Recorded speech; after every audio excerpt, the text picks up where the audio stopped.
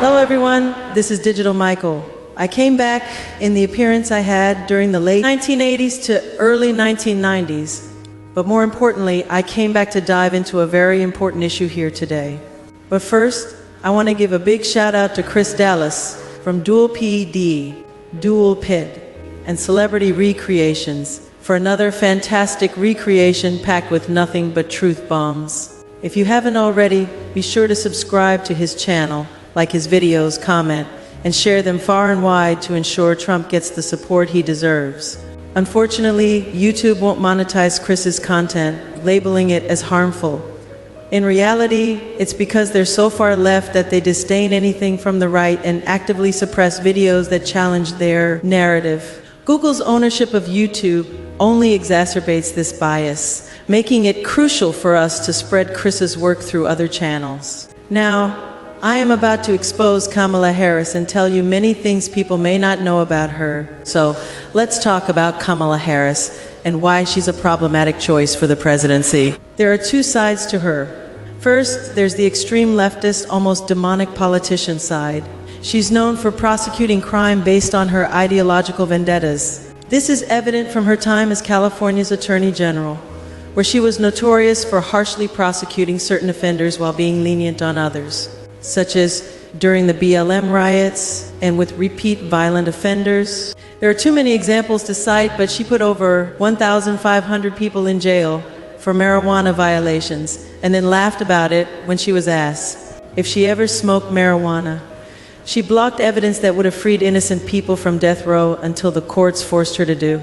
So she kept people in prison beyond their sentences to use them as cheap labor for the state of California. And she fought to keep cash-bail system in place that impacts poor people in the worst kind of way. She targeted single mothers when their kids missed school but was letting actual criminals walk free. And the ongoing border crisis as the so-called border czar. We've got 20 million illegal migrants that entered the country, contributing to 400,000 fentanyl deaths. And the tragic cases of sexual assault and murder of women at the hands of these illegal migrants. Then there's her role in Bidenomics, which has been disastrous for our economy, especially the middle class. That's the first side of Kamala Harris. Then there's the Kamala Harris who is co-author of Bidenomics, which has wreaked havoc on our economy and decimated the middle class. This Kamala is an extreme leftist, obsessed with pushing her radical agenda, despite it hurting average Americans. And let's not forget the dim-witted, out-of-touch Kamala Harris, who seems utterly incapable of connecting with the American people. It's like she's just not all there mentally. You look at her and think, is she just not that bright? Democrats know Biden is declining quickly, but replacing him means dealing with Kamala. She's the first black female VP, so there's a lot of sensitivity around passing her over for someone like Gavin Newsom. It's a tricky situation for them. Kamala's issue is sheer incompetence and a lack of understanding of basic governance. 92% of Kamala's staff quit. Can you imagine? How can she lead millions of Americans if she can't even manage her own team? Gil Duran, who worked with her in California, described the experience as unbearable. He mentioned that she was impossible to manage and often took out her stress on lower-level employees, particularly women. Duran himself quit just 5 months into the job after an incident where Kamala skipped a briefing and went berserk on a staff member who ended up in tears. This aligns with what an unnamed White House staffer told author Chris Whipple in his book, The Fight of His Life. Kamala refused to prepare for public statements on complex policy issues and then lashed out when things didn't go her way. Even interns weren't safe. Terry McKeiter's son, who interned in Kamala's office, said it was a summer from hell. Interns had to stand and greet her with "Good morning, General," but were forbidden from addressing or even looking her in the eyes, a privilege reserved for senior staff. Kamala had a filthy mouth and never met with the interns, likely because her staff was too scared to introduce them. Would you keep a CEO if 92% of the company's workforce quit? So why would we make Kamala Harris America's CEO? If 92% of a company's workforce quits, there's obviously a problem. Some Democrats are experiencing buyer's remorse, wishing they had run a proper vetting process. Kamala's track record is lacking. She has no substantial achievements to show for her time in office. What could she possibly say if asked about her biggest accomplishment? The happy talk will have to stop soon.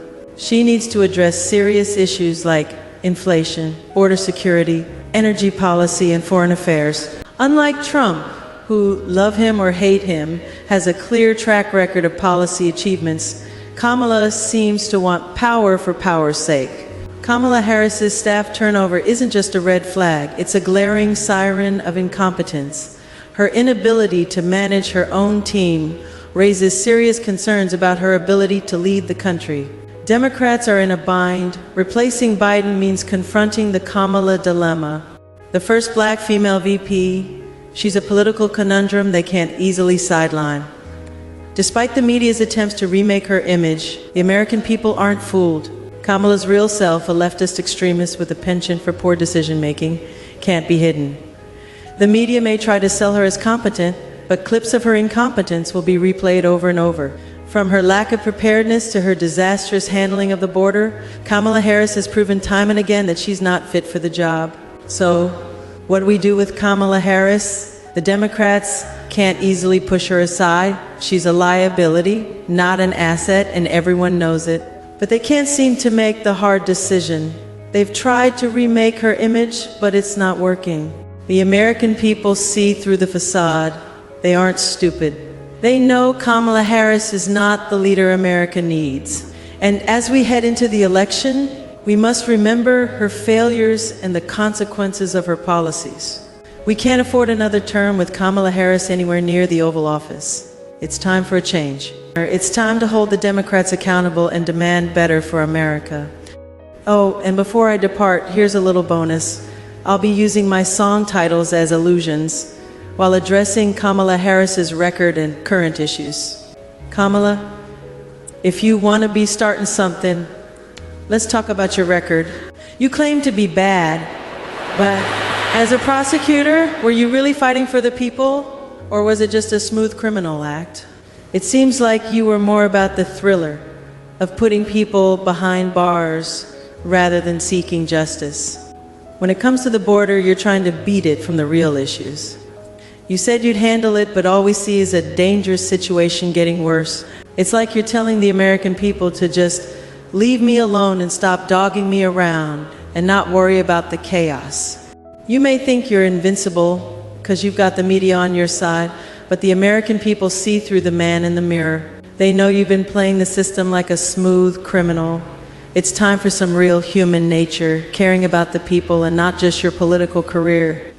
So Kamala, if you want to make a difference, start by looking through the windows and seeing the real struggles of Americans. Stop playing the blame it on the boogie game and take responsibility.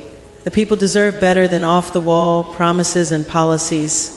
So that's it for now, folks. It was nice seeing you all again, and please don't forget to subscribe, like, comment, and share to give Trump a fair chance of winning. Thank you once again for joining us here on our channel. Until next time, I am Digital Michael Jackson, bidding you all farewell.